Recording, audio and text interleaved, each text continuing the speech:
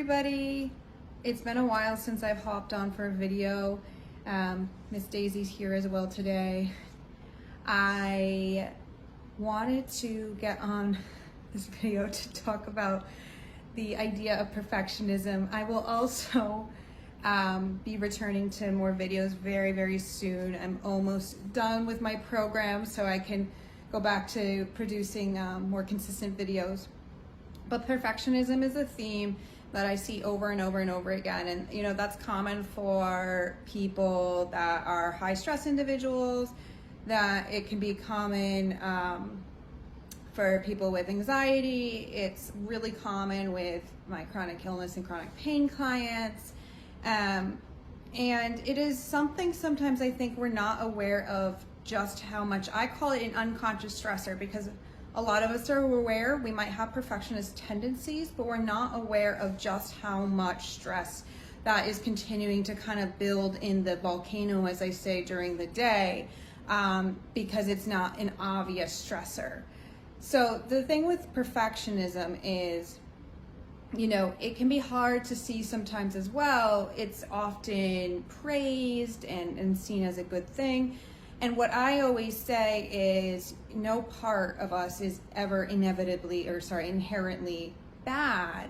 It's when that part is not balanced and it's gotten polarized, and it's sort of unchecked, that it gets a little bit out of hand. Obviously, there are some positives to perfectionism, you know, attention to small detail, or just wanting to kind of do the best quality work or the best quality effort, and you know, putting your best foot forward.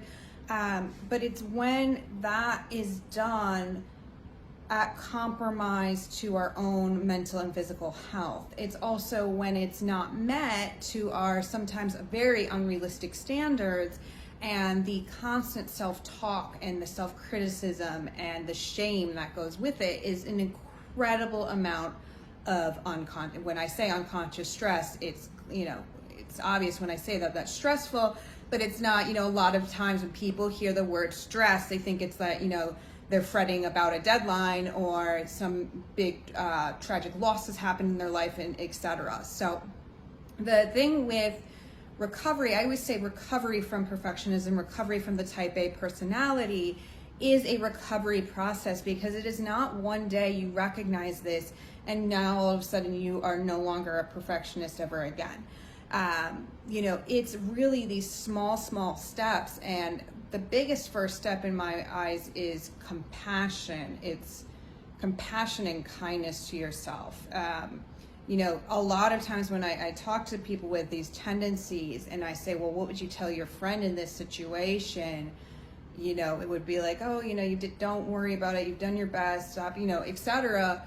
But then their own self-dialogue and why they think that's acceptable is kind of that paradox, you know, that they speak to themselves in a way they would never speak to somebody else. So, you know, the first step is the self-compassion and kindness. And a lot of times I talk about sort of self-parenting, you know, parenting that kid in you.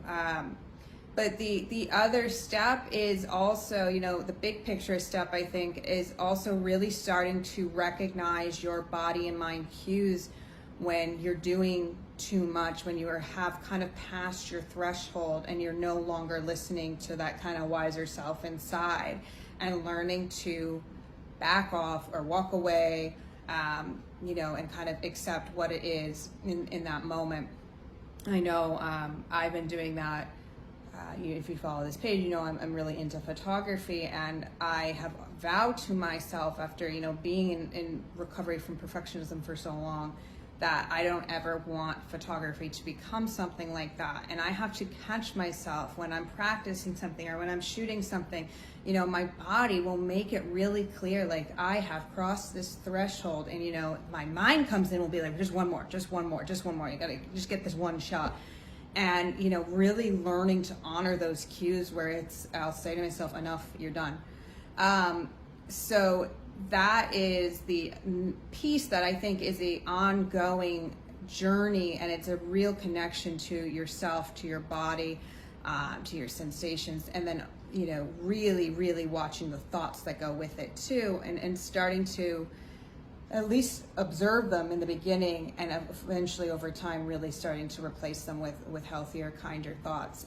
And this is super important, especially for even just my chronic illness and chronic pain people. I want to highlight that for you because a lot of people come to me, and if they're working on neuroplasticity, which, as you know, is the brain's ability to change and rewire to healthier pathways when we use the right tools, they're really aware of how to do that around, the illness and pain pathways, but not realizing these are just as big part of the picture of the pathways that are kind of keeping all of this chronic unconscious stress locked in. So, and I will write a post about this, but one of my mottos with everybody, and depending on the day, I might even, throw my typical vulgar mouth in there, is, you are enough. You are enough. And I think that's the starting point of doing any of this kind of work.